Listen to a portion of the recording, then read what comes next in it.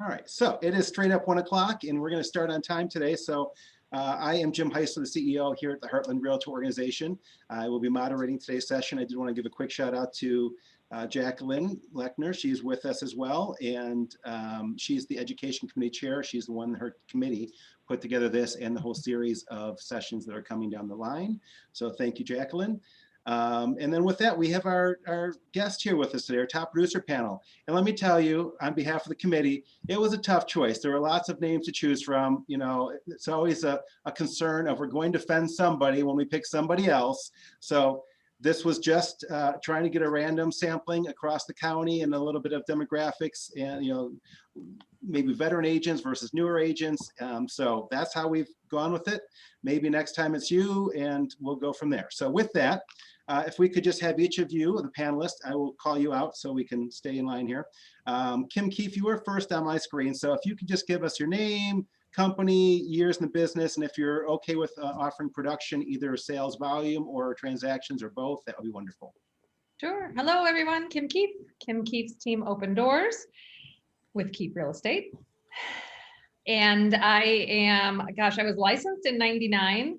I did real estate franchise and then office management, and then went into sales in 2005.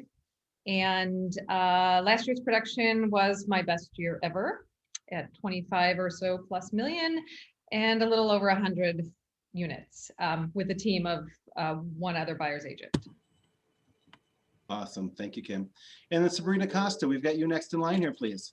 Hi there. I am from Keller Williams Success Realty in Barrington. I'm newer in the industry. I'm 2 years. Last year I had 15 transactions and 5 million in sales. Thank you. Thanks for being here today. Jackie Nelson, please. Hello, everybody. This is my 18th year. I've always been at the same, I'll say building. We were originally Prudential and now we're Berkshire. 18 years. Last year, I think most people are going to agree with this. It was their best year ever, oddly. I did around 17 million and 62 units. Thank you. And Arturo. Hello, everyone. Yeah, my name is Arturo Flores. I am the designated managing broker with Success Realty Partners. I've been in the business for almost 16 years now. Time flies. I started the business pretty young. I was only 21 when I got my license. This past year, as everybody else, has been my best year ever. I sold 171 properties with 30.5 million in production. Awesome. Well, thank you all. And congratulations, by the way, on your successes. Thank you for being here and participating in today's session. So just a quick housekeeping note. I will be watching the chat box, so the panelists don't have to worry about that. So if any of the audience have questions, would love to have you put them in the chat box and I will introduce them. I believe I have muted everybody just to keep background noises down and dogs barking and all that stuff. So with that, you know, very informal here. I've got a list of prepared questions to get us started with, and of course we'll sprinkle in the other ones as well. So Kim, I'm just jumping out of order here. What is your favorite system or tool that you just could not live without? Sadly, I say sadly because I had a CRM that I absolutely loved and it went out of business because I was probably the only one that loved it. So Google is my best friend. And I use the G Suite products. And so with that, everything is Google everything, and it's all interconnected, and any of my Mac, Apple devices I pick up, it's on it. So that's my easy question there. All right, any other panelists want to jump on that one? Ditto. I used to be top producer. Now I'm Google Suite. So it's a great system once you get into it. Makes you go paperless too. Sabrina, what's your favorite? So, you know, I'm going to have a different perspective. My favorite, I'm still new in the game and I'm still learning all of the different systems. And the way for me to learn them is to go through them myself. I tried asking in the beginning and I got great, you know, information from other people, but you have to do it to learn. But I think my secret weapon in the industry really has been, I hired an entrepreneurial therapist who completely changed my career around. And that has been it's a very expensive cost every month, but it's priceless. And I've made my money over and over again in the deals I've saved. Arturo, do you want to chime in on this one? Sure. I use this app. I went to a convention once, and another realtor told me about this app. At the beginning, it's a little bit confusing, but I really like it because you create an account, and as many of you know, I also have a team, so we all need to be connected. But it's besides the CRM I use, it's Evernote. I don't know if you ever heard of Evernote, but I really like that application to keep all the clients updated, and everybody in my team can have access to it, and it's immediately. I put a note in and they can see it right away. So we're all updated with that. And another tool we use a lot, I have a Yahoo email, so I just use my Yahoo Calendar, which again, it updates everybody. As soon as an appointment goes in the calendar, everybody's aware of it, and we're all on the same page. Very nice. Kim and Jackie, could you respond to this question? Google Suite, is it a real estate specific type of tool or more building contacts? No, Google, obviously largest search engine in the world, has a whole suite of tools, and it's called G Suite. And anyone can have those. So when you have, the easiest way is when you purchase a domain name, and you can go to domains.google.com to purchase a domain name. That's $12 for an entire year. And then you can add on a G Suite. The lowest level is $6 a year. And then there's a little bit higher level and a much higher level. The middle and the high level also include protection software. So Google Vault, which will back up username and password protect all of your data, your email, your Google Drive, which is a cloud storage system, much like Dropbox. Or like what Evernote is on, or OneDrive for Microsoft.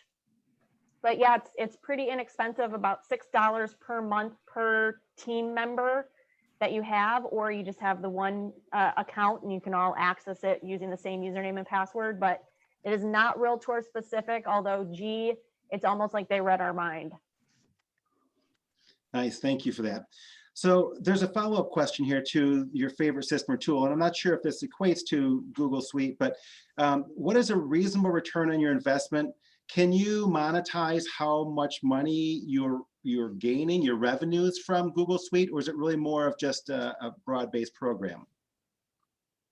Yeah, it's just my database and that functionality that results. Now, without the organizational factors there, my production is zero, and you'll see those slips of paper flying out of my pockets as I walk down the hall.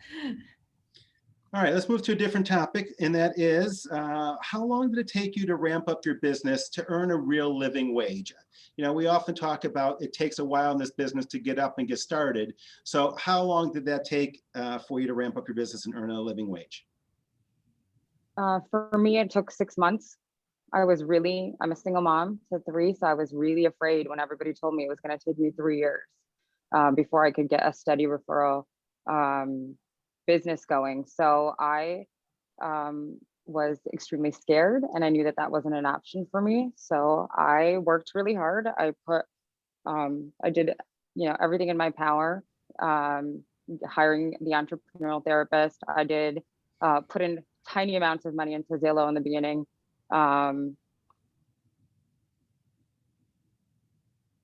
So you were up and running quickly relative to what relatively many quickly, others. right? Because I had no other option. You broke the think a mold. lot I of- called it debt motivated. When I was an agent 1,000 years ago, I was debt motivated. Totally. And I think a lot of newer agents can relate to that. So I think, yes, there are options. Yes, you can make it in 6 months, and it's not that difficult. And, all of our paths are unique, but if you want to do it, you can get it done. So Sabrina, I think you said this is your second year, or you're going into your third year now. Is that right? I'm starting my third year, right? So I've had 2 full years, but my first year I was still a paralegal. So I really only, my last year was my full force year. And do you mind, and I'm going off the record here, but Yeah, do you yeah. mind telling us what your production was last year? 5 million, 15 transactions. Kudos to you. I think, yeah, thanks. Jackie Nelson, how about you? How long did it take you to ramp up your business to earn a living wage? Well, we're going to go to the other end of the spectrum now because I was the poster child for a failure. My former managing broker used to use me for motivation for new agents because it took me around 4 or so years to really get going. I came from a corporate background in advertising and hadn't lived in Crystal Lake all that long. And I think people that are from here, if you're a Crystal Lake agent, have a real leg up when you're in your hometown. So it really took me a long time. Speaking of top producers, Paul Hespin, I used to sit outside his office and he was so overwhelmed. I would take whatever he couldn't deal with, renters, anything. But it really took me about 4 years to kind of hit a stride. So Kim, similar but different.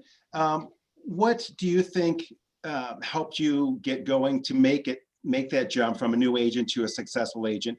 Was there any specific thing that you did, any marketing, any item that really jumped you to get you productive, successful? I was hoping I'd get a question like this because it's a great segue. You probably know why. But when I started, the first thing I did was I started joining meetings like Women's Council of Realtors. And I was the oddball. I think I'm still the only person to ever go to a Heartland meeting and raise my hand and say, could I be on a committee? Like without being asked or pushed or prodded. So my strategy right off the bat was to know as many realtors as I could possibly know, to be involved, to learn. And that strategy worked, I think, really well because as I would say it in 2005, when things were flying off the market, and again, very similar situation where if you had a buyer, you had multiple offers. And I just knew that if I were presenting an offer to an agent that I knew, I had a way better chance of being able to sell my services and myself and being able to really ensure that agent know I'm going to be able to pull this deal across the finish line. No matter what happens, we're going to get this done. And so when I was listing homes, I would want agents to know when Kim says that it's move-in ready, it really is. And so back then it was way more important, but now, I mean, we shift to now where we're at today, and it's hugely important. And Haley, my buyer's agent, is using that to say, look, Kim Keefe is selling their house. It will be sold. Our team is managing this transaction. We will get it to close. So being involved and having those affiliations and associations with other agents was huge. Well, and of course, Kim is a past president of the Heartland Realty Organization. I shouldn't say of course, because many don't know that, but you'll see that a lot of our past presidents have been top producers. And sometimes people get worried that when they become an officer or director that their business will suffer. Well, sometimes it increases. So Arturo, the same thing to you. So how long did it take you to ramp up your business, and what did you use? What was your greatest thing to get you there to success? I have I think a very unique situation. People see me now having some success, and sometimes they don't realize how long it really takes to get to that point, because it took me at least probably 5 years to really start making money in real estate.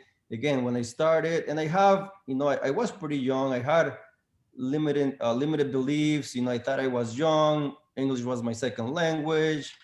My family didn't have any real estate or any other education past middle school. So I had a few limiting beliefs that I think hold me back a little bit. And just the way everything happened, it took me a long time. I started part-time doing real estate. So that took me a couple years to quit my job, 3 years to quit my job and do real estate full-time. But honestly, what really helped me was that I never quit.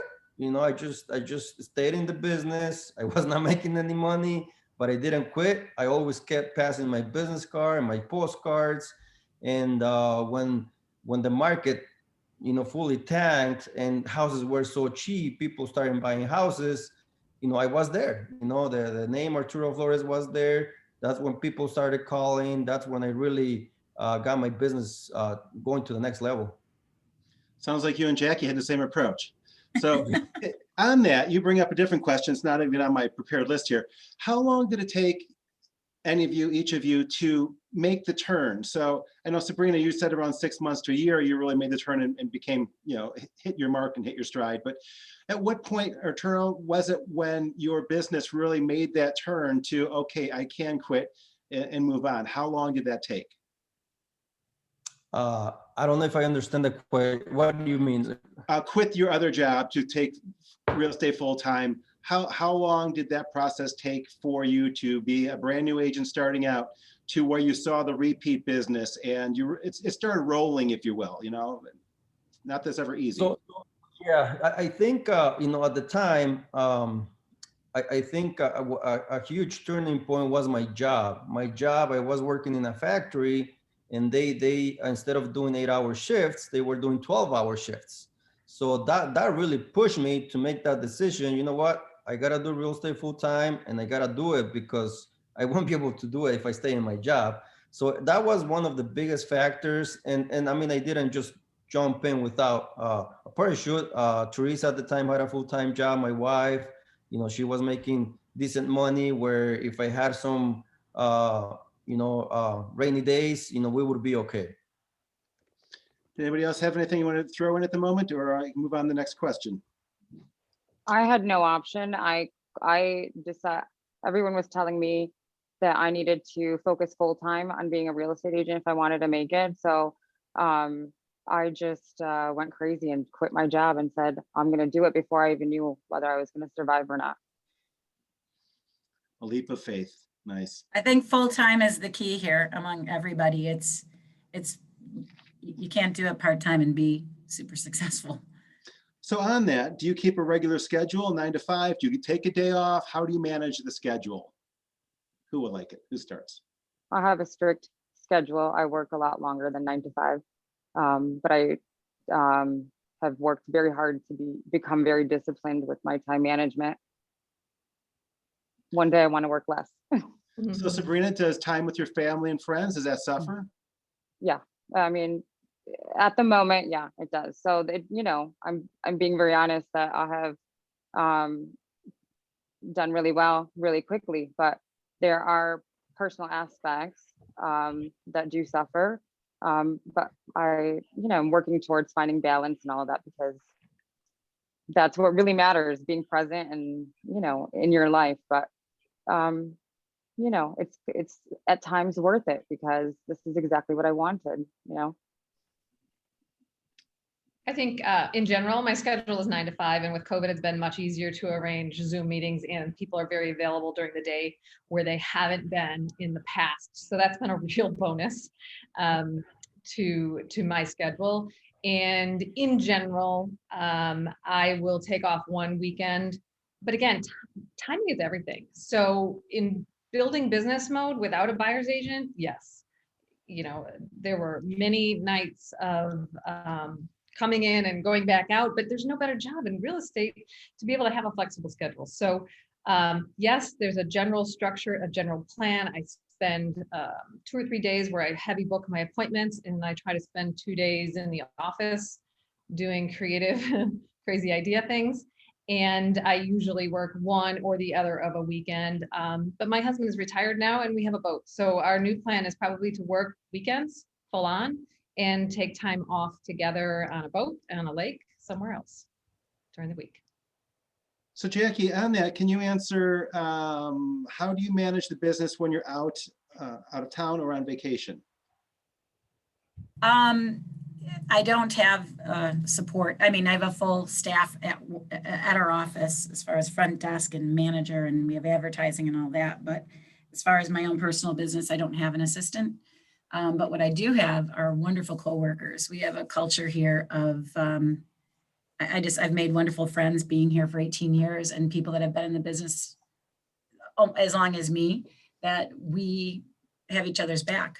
So I go out of town, there's any number of people in this office that I can rely on if I need boots on the ground. But luckily, We all unfortunately have our phones and our computers with us. So Right. vacations are never real vacations anymore, but yeah, it's usually just a coworker. Arturo, how about you? How do you handle when you're out of town or on vacation? Yeah, so right now I do have a buyer's agent, which is my brother Manny. So when he came into my team, my time freed up big time, which it was much needed. But yeah, no, that's what I do. He's very helpful when I'm on vacations. I still work, try to get away for the day, and then in the evening come back to the hotel room and check my emails, check voicemails and things like that. So in this business, it's really hard to really get away because you just can't. But it's nice to know that you have that, backup in the office that's taking care of the showings, appointments, and negotiations and everything else. So that worked out really nice for me. Before that, I couldn't really go on vacations. I've been independent most of my career. When I was working with my previous brokerage, there were only a couple other agents in the office, so it was very challenging to go on vacation. Yeah. I was just in Florida last month, so I do not have an assistant. I do everything, but I do come from an agency where we have a huge support staff and tons of agents. So while I couldn't get away from work, so I still negotiated contracts. I still scheduled showings. I just hired an agent that was available to show homes for me, but I, did all my negotiations from the beach. And then any paperwork, any admin stuff, we've got several people here that always help. So I think picking a good agency is probably like really helpful for little things like that when you don't have an assistant of your own.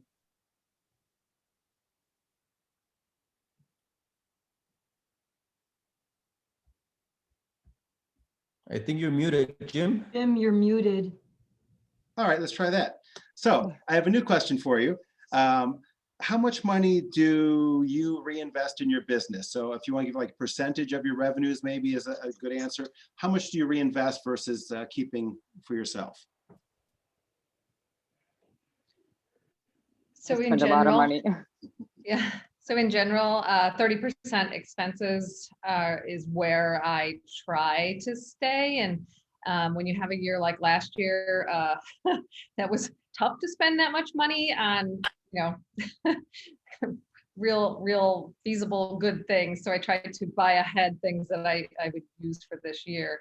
But in general, 30% would be a great number to target. Sabrina? I feel like I've spent about $30,000 last year. So a very small portion. I've gone from $300 to maybe max tested out $1,000 a month on Zillow. The environment has changed now, so it's not working for me, but it worked fine last year. But I think staying at for a new agent, staying at the $300 a month on a paid lead gen is pretty decent. But I think the most money I spent is one on the Entrepreneurial therapist, which again has paid itself over and over again in deals saved.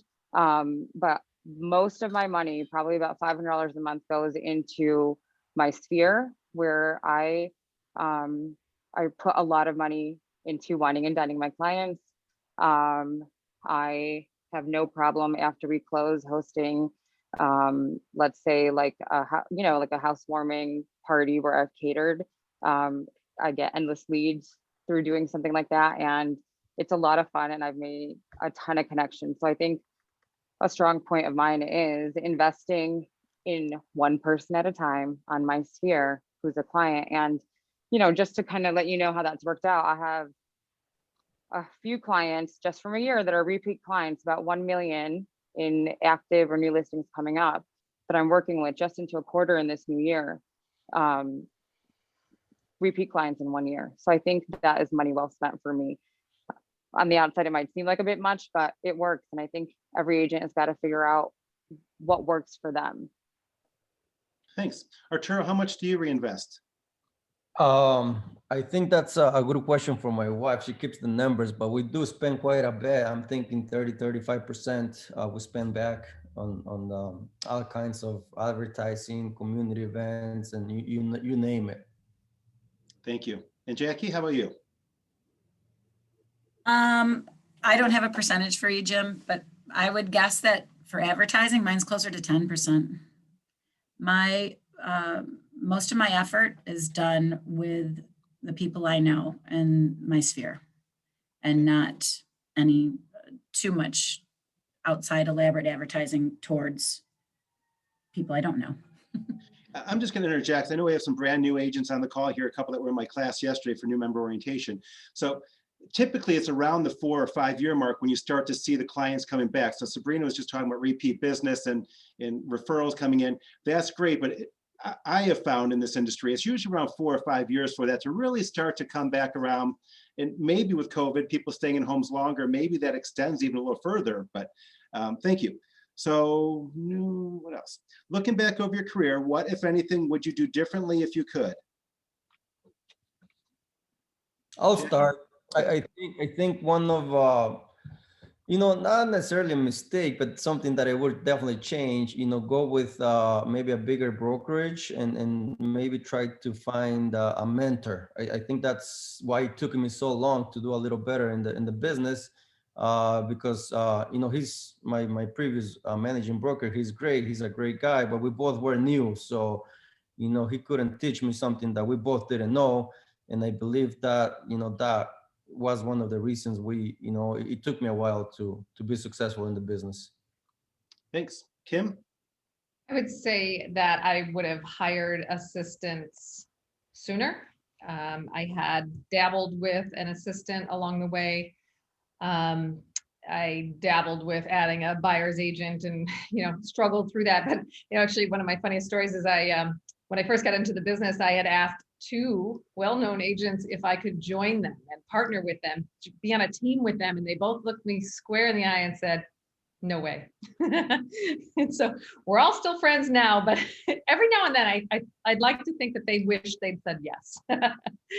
But I would have partnered up with somebody much sooner. And I think I really added my first real buyer's agent in 2014. But it's a game changer, and just kind of have that time off factor, balance of life, work, and support, and crazy ideas, good idea, bad idea, all that stuff is kind of cool. So I'm going to come back to this question, but so Kim, on that, how do you decide, and maybe this is a better question than the one we've got, but how do you decide when to do that? When is the trade-off of I'm going to give up some commission to this buyer's agent or leads to them or revenues that you could be making yourself to have this buyer's agent? How do you make that determination? Sure. So for me, it was apparent because I started to slip up on responding to leads, and I just didn't ever want to be the person that didn't return phone calls or couldn't fit everything into a schedule.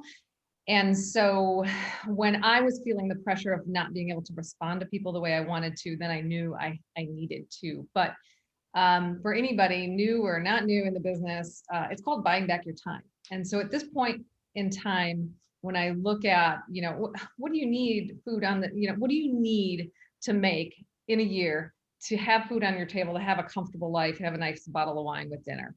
What do you need? And then the rest of it, you buy back your time with engaging other people's services. And so whether it's by having a buyer's agent that you share commission with and your leads with, or it's by having a virtual assistant or someone else that you're spending money in order to get that time and energy back in your life.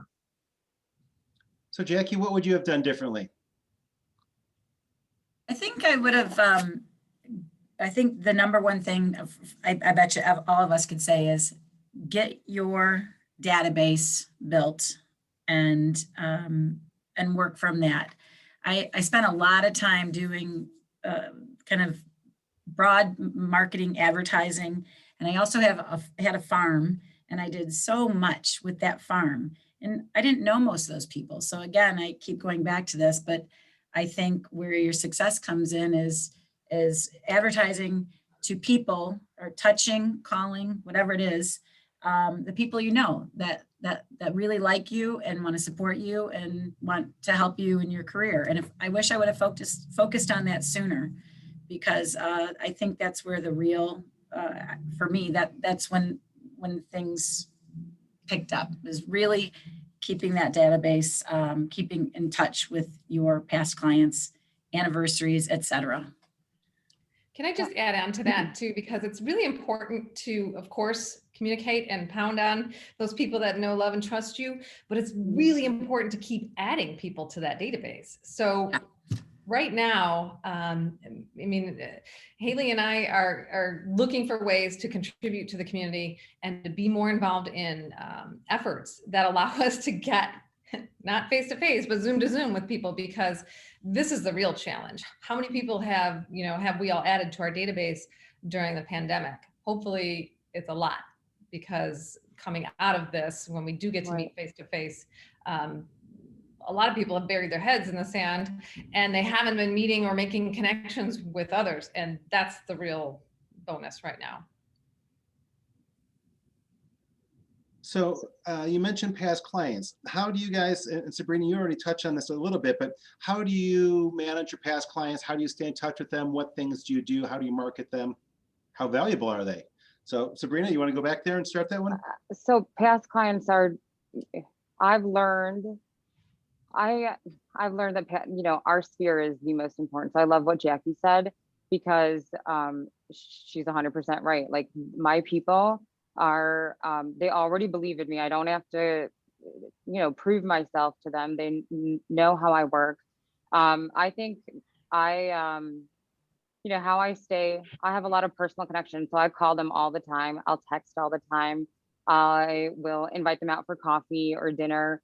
And I have learned to be a really great listener in this career. It's like one of the best things becoming a realtor has given to me, soul growth wise. So really, I just pick up the phone. So I'm not doing anything crazy with a CRM that overwhelms me.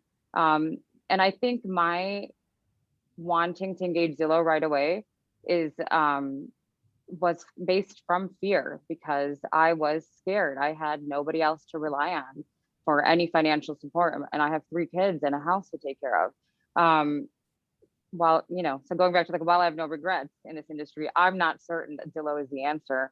I should have probably challenged myself to just pick up the phone and call my sphere in the beginning, but I wasn't sure. I wasn't sure of myself. Luckily, I'm to a point now where I am. And so I think just picking up the phone and calling and making a real human to human connection, usually I can, and it's a real connection. I'm having a real conversation with them about what's going on in their life.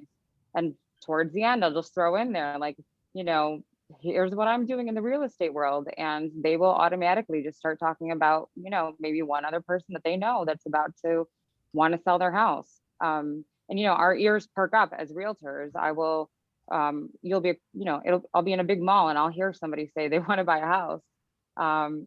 So, leads are everywhere. Arturo, how about you? How do you stay in touch with your past clients?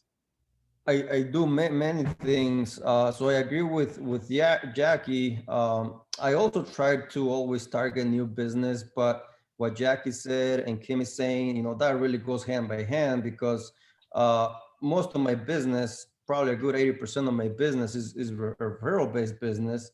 How do you get this new business? By staying in contact with your past clients. So I always, not this year I didn't do one because of the pandemic, but every year I do a client party where I have anywhere from 180 to 200 people show up. It could be people from 3, 4, 5, 10 years ago. So that's one of the things that because my database is huge. So it's really hard for me to call, clients on a regular basis when I'm so busy doing everything else. So I try to focus on doing things where I can reach out to a lot of people and stay in contact with people like that. But yeah, no, keeping in touch with your past clients, it's most valuable than trying to do advertising to try and reach people that don't know you. And I think that has been one of the biggest reasons for my success, that I get so many referrals. I literally get clients telling me, oh, you know, X person, expert, like 3-4 people referred them to me. So that really speaks as how much I stay in contact with my past clients. Kim Keefe? So past clients are everything. I subscribe to the Brian Buffini system. So we do get the box in the mail, and I have 50 note cards that are supposed to be back in the mail to each of my clients. If anybody needs a note card, come see me. I hand them away.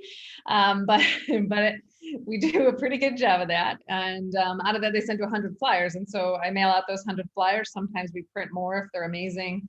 And like Arturo, my database is fairly large. I made the mistake early on that as folks were leaving Illinois, I took them off my list and I stopped communicating with them. But what I found is that those people come back and they take a new job. They've got grandkids here. They want a home in 2 places. So whatever you do, don't take those folks leaving the state off your list, because they are still valuable and you want them to remember you. But again, the Brian Buffini thing, I have client parties.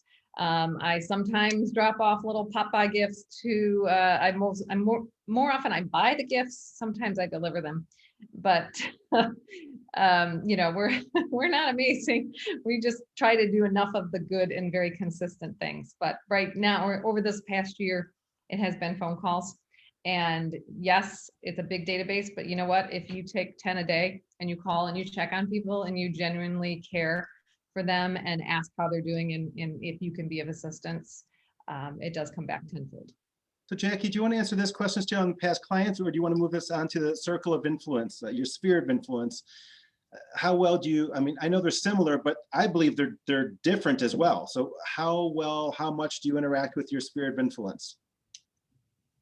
Not all of them, but I have a rotating list kind of a thing. We have a cool program at Berkshire through advertising that I can send out newsletters. We're doing this cool thing where we have postcards to local restaurants that it's like compliments of me with a little coupon to Texas Roadhouse or where have you. But I kind of change those people, the people that I know in and out of that list, but touch them a few times a year to remind them that I'm in this business. But I think I got off track.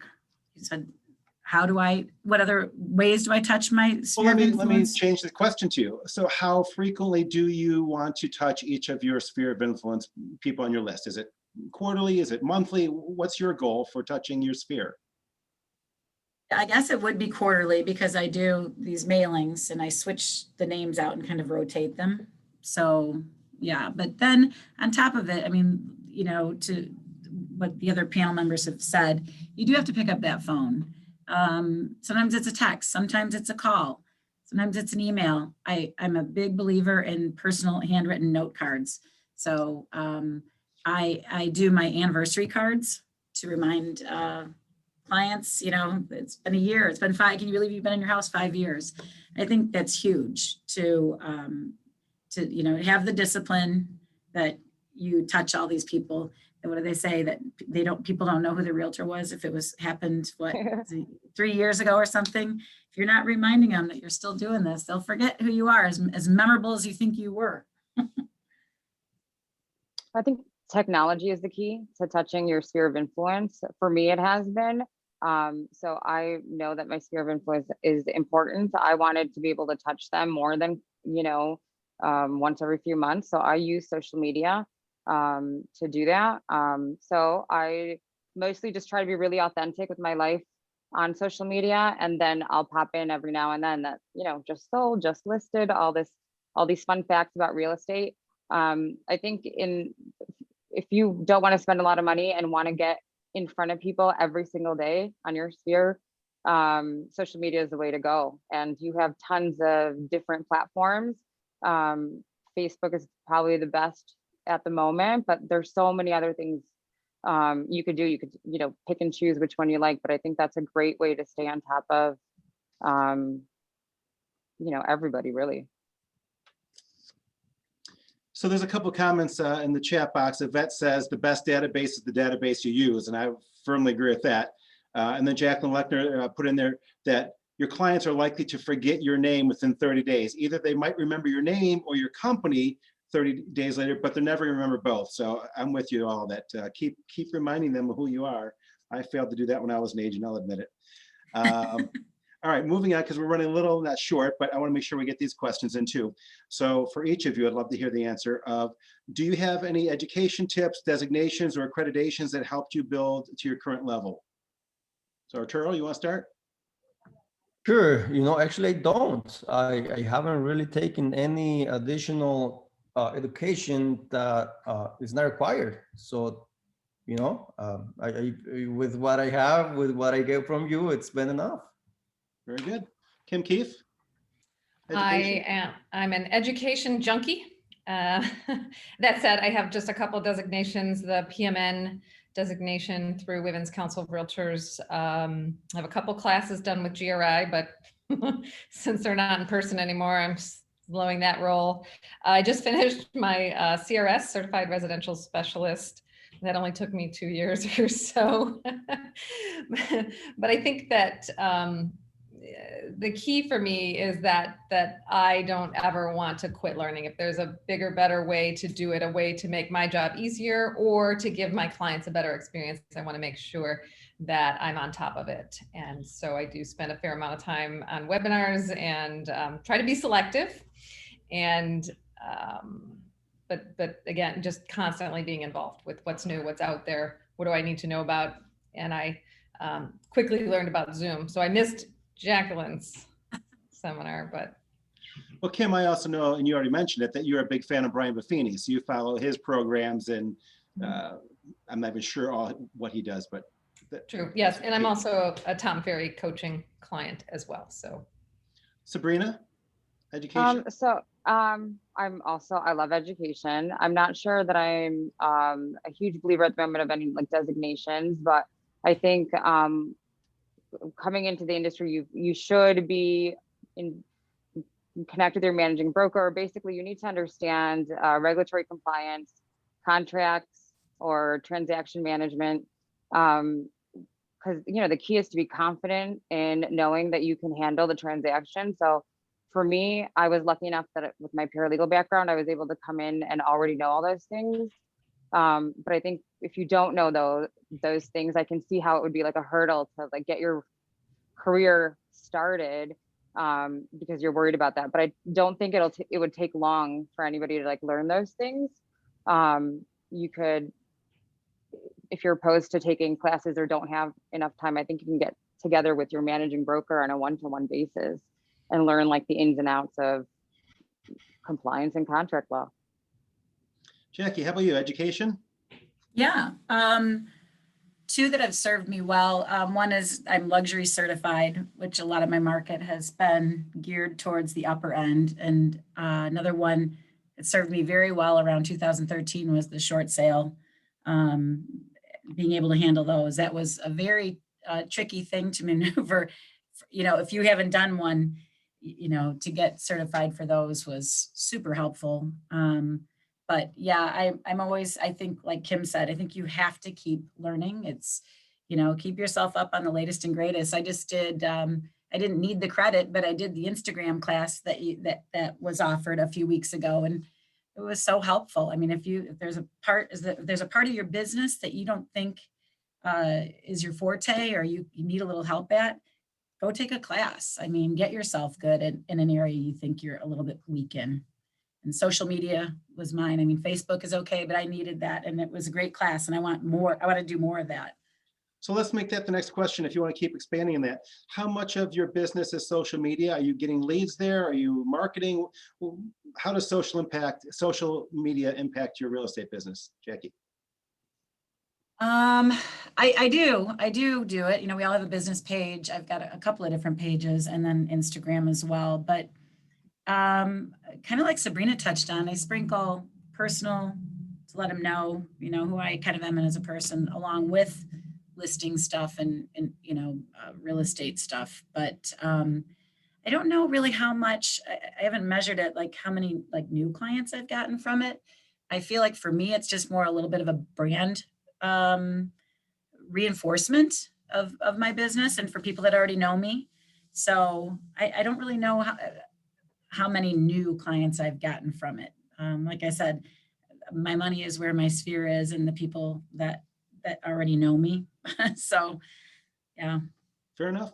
How about the rest of you? Any of you want to answer that one? So I'm mean, not I spending get- money on Facebook. Sorry, Sabrina. But I am on Facebook, and one of my coaching challenges was to do more on Instagram. So I did. And it was 30 seconds on Reels, one real estate question every day for 30 days. And it's been pretty funny because the first one or two, I didn't realize you have to change the time frame from 15 seconds to get 30 seconds. So I was talking so fast and and I could chop and I'm like, take it again. And so now I'm down to one and done. And last night I was in my robe doing it going, okay, I hid behind a St. Patrick's Day scarf and my robe and did my reel to get it done that day. And what's funny was the other day, my daughter said, Mom, your reel went viral. And I'm like, what? Huh? What did I do? So I've been sitting there with my phone in front of my face saying, real, tip number 1 of 30, 2 of 30, whatever. And it was the picture I did of our Choluli-like chandelier. And I put the entire, because it must have been a no makeup day. And I put the entire video of this light fixture and I said, tip 3 of 30, can I take my chandelier with me? And I answered the question. And so this chandelier went viral, not me. But does this come from that? Not necessarily, but it's all roundabout. I'm very, I'm not accepting every single person on Facebook friends, but people know me, they find me, they get to know me better as a result of my silly little stories or things that I do on Facebook and or Instagram. Thanks. Sabrina? I mean, I probably get an inquiry daily, and I have from the beginning of social media. Are they all great? No, but I think because of COVID, I probably got more engagement on my social because people were locked up and this was the only way to connect. I think that helped me a lot, but I think another way social media has helped is I have made a lot of really great connections with other realtors. I'm always really diligent with responding back myself to everybody. So I don't know, so I do get a bunch of leads off of social. I can't report back that it's fantastic at this moment, but I can report back that I've gotten so many new agents that have inquired with me about the agency or wanting to come work with me and, things like that. So I feel like for me, it's got its benefits there. Arturo, social media. Yeah, social media is a biggie for me. For those of you that know me, not just trying to get advantage of that free exposure, but I do spend a lot of money on social media. As a matter of fact, right now I'm giving away a PlayStation 5. It costed me $700. I couldn't find it in the stores. I bought it from somebody else, and besides that, I probably spent over $1,000 sponsoring ads on Facebook. Because I think right now, the trend for last year, this year, we cannot really be out there. We cannot really be networking. I used to do a lot of community events that I'm not able to do right now. So I think social media is the key to that. And I'm spending a lot of money on Facebook, and and I don't get a lot of lead. I always get steady leads. Most of these leads are already referrals from somebody else.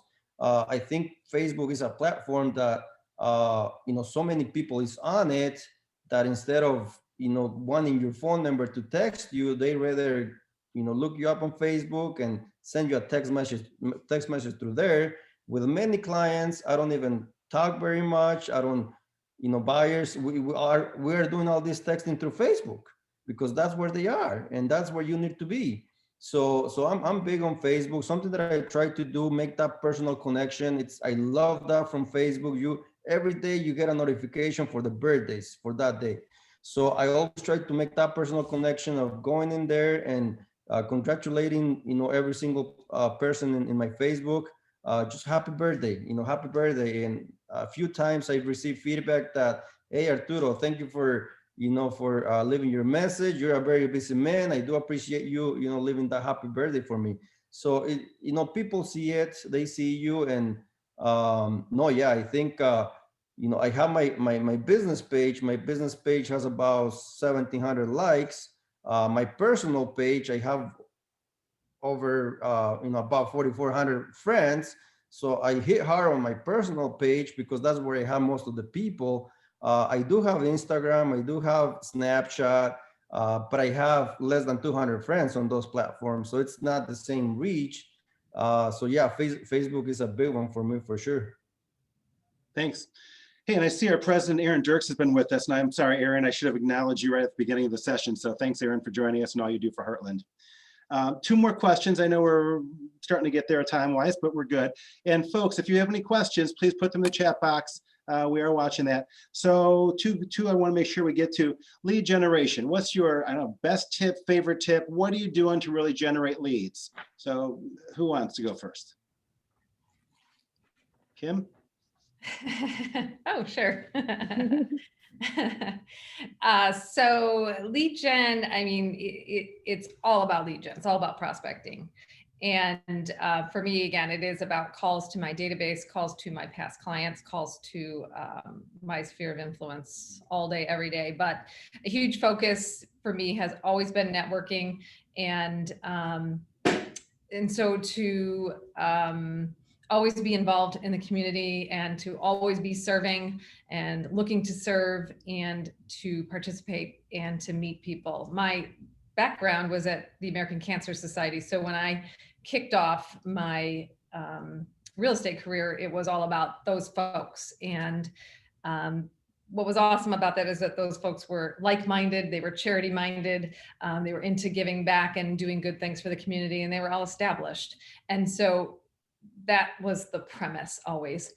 So with that, and and you start to think, okay, where else can I spend my money and how do you speed this up? So I did get sucked into the Zillow tunnel a little bit, and I would, on a very minimal spend money with Zillow. And can't wait to probably just eliminate that. But at this point, all of that lead gen is really coming from the hits on social media and the past client calls. Call. Thank you. Sabrina, lead gen. So this is for a new agent, your one takeaway from me is going to be lead gen has to be every single day that you work. Once you forget about lead gen, you're going to dip and then you're going to stress. So I have on my planner every day, I've got 3 things on there. Lead generation is my number 1 thing. Number 2 is I deal with fires. Number 3, existing client work. So lead gen is the first thing. And I'm not strict about time blocking or following a certain thing, but I just know that I have to do something every single day. So I usually have 3 or 4 names in my head of my next clients. And I will put their name, I will write under lead gen on my planner every day and put their names. I'm, probably not working on as big a scale as Kim and like Jackie and Arturo right now. So I can just have my 3 or 4 people that I know that I'm going to call that day or do something with to start setting up an appointment to be at their house for a listing appointment or, just things like that. I guess there is no right or wrong way. I also like leaned on Zillow, but it's not the answer for everything. It's fine to use it, but I think whatever you do, just do lead gen every single day. Thank you. I told the new class yesterday that they have to be spending 75% of their day on lead generation. Right. So thank you. So, We didn't you're plan welcome. this. Jackie, what's your thought on lead gen? I don't have too much new to add there other than, I keep harping back on it to my sphere, my past clients, and that being in my 18th year, I'm getting more referrals now due to them than any other place.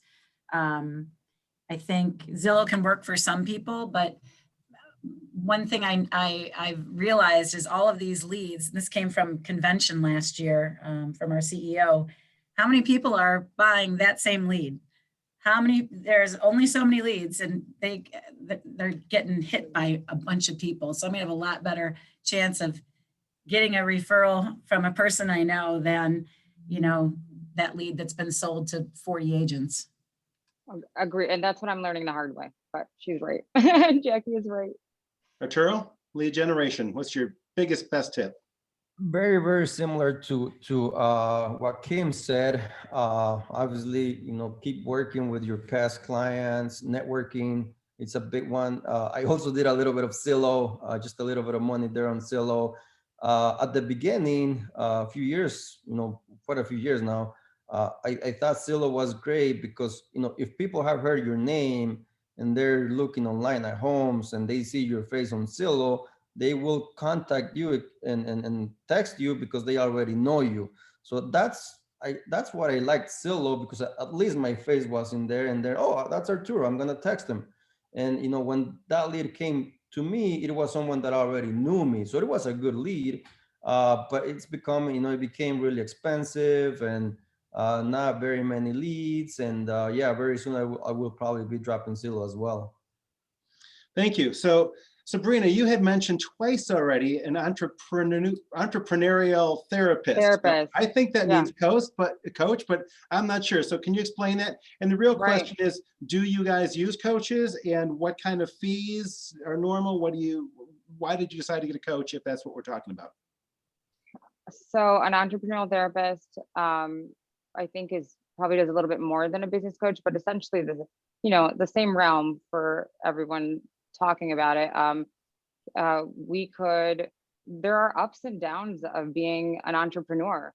I came from a corporate world, so I wasn't used to this. I also had, divorced, ran out of money, had no other options. I was scared every single day. I was so scared I needed to cry. Sometimes this person will listen to me cry and without judgment, but sometimes this person will literally save a deal for me by walking me through, because of their experience in the field, will expedite my learning by giving me hands-on training through a transaction that I wouldn't have gotten on my own. And here I have the benefit of somebody who's like a 20, 30-year veteran. So it's worth every single penny there, but it's, not something everybody, I've heard weird things about it. But it's been fantastic. So I think everybody needs support. I felt like I didn't have a lot of support. And I loved myself, and I figured it out. I did whatever it took to find that support person for me. And I think everybody should look into this, because even if you do live with somebody at home and you have a husband who is really great and giving you support, it's hard to lean on your families for everything. So it's nice to have this person who isn't involved in my personal life day to day, but who is my biggest support, my biggest guide, and has, I would have quit by now, because it's so hard to go with the ups and downs being an entrepreneur and on a commission only business. So I don't know how many. I just try it. Find somebody and try it as a new agent if you're Follow-up struggling. question: How did you find one? We don't want the name of yours, of course, but how did you find your entrepreneurial therapist? I can't even say it. Mine was a friend who I didn't even know was in the industry. And as fate would have it, I kept crying and crying and crying, and somehow stars aligned. And I started talking to this person, and they said, by the way, this is what I do. And I just said, this is a godsend. Very good, I'll take thanks. it. So any of the three of you, coaches or other business assistants? Kim? Yes, I subscribe to the Tom Ferry coaching system. There's different levels of that, but I'm the elite plus or elite double secret, pay extra money gal. So I think I think I just paid $13,000 for the year. So $1,050 a month, maybe. I get weekly half-hour calls. Someone holds my feet to the flame. And my plan for this coming year would be to work 4 days a week. and he's going to help me to get there. And I appreciate the, again, the education junkiness of it, where, you know, with my Elite Plus, I get to go to conventions for free. I get to go to any of their, you know, education platforms. And I really enjoy, it's not painful. You know, I usually, my coach takes it easy. He doesn't give me too many assignments, but, you know, he's helping me to move my ball forward, wherever that direction is for each of you. It should all be different. But he's just helping me create the career, the business that I want to have at this point in my life. And I think Arturo, do the you bottom have a- line, Sorry, go ahead. oh, sorry. Bottom line is everybody needs support. So, you know, a mentor, support person, find it by any means necessary. Arturo, Jackie, do you want to jump on this one? Yeah, I'll just make a quick comment. When you asked about education, I don't have any certifications, but I'm definitely always learning something new, always attending, you know, different events. I've been an independent agent broker for many years, and in this business, you have to be self-motivated, right? And you know, life, business gets tough sometimes, and you want to drop the towel, and you gotta, you know, raise yourself up. You gotta stay motivated. You gotta keep going. There are many times where I thought, you know what, this is too much. I had enough. I'm done. But then I remember my past. I'm like, what am I gonna do? Am I gonna go work in a factory again? No, I'll just keep doing real estate. So, and that's when you need those audios. I just started listening the Rich Dad Poor Dad CDs again. I listened to those CDs in the past, and you need that. You need, you know, whatever it is to keep yourself going, to keep yourself motivated. Jackie. I think the only thing I can add, if, you know, there's a lot of new agents out there or people that aren't making big money yet. So to, you know, get a coach or whatever might not be practical for them. So I think getting with an office where you do have a lot of support, a lot of training, getting with a good organization like Heartland. There's so many education opportunities that are free. Like Arturo said, that listening to tapes even. I mean, there's so many things. You just want to educate yourself. But I think getting with an office where there is, you know, if you have a chance to go to convention, go to convention. This year, everybody can go to convention because it's all online. I could go to Remaxes if I want. You know, it's like there is free education out there. You know, immerse yourself, get what you can, and get with an office where I had a mentor for years. I probably still called her 5 years ago because she had been in the business 20 years before I got there. So, you know, good support system at your office, and grab free education wherever you can. All right, well, let's wrap this up. So I don't know if you have final words, final thoughts, any tip you want to give, any whatever your nugget is you'd like to leave the audience with. So anyone want to volunteer for go first, or do I get to pick again? I think Jackie has left it off really well, and who you surround yourself with really matters. So picking the right agency is actually, you know, you have to pick the right agency. That's key. Thanks. Yeah. Arturo? Never quit. Never quit. You know, if things get tough, you know, just keep going. You know, you'll find success sooner or later. They just got to keep at it. Jackie, anything else? You kind of did, but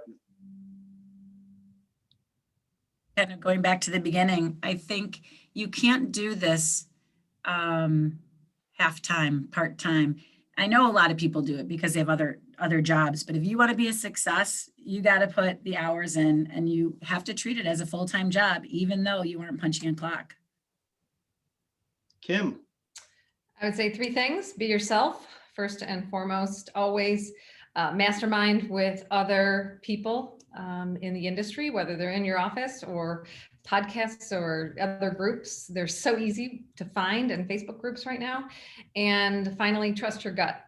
And that goes to being in situations that you don't belong in, or clients that you shouldn't want to work with. I think one of the most liberating things ever today, I just fired a client. It was wonderful.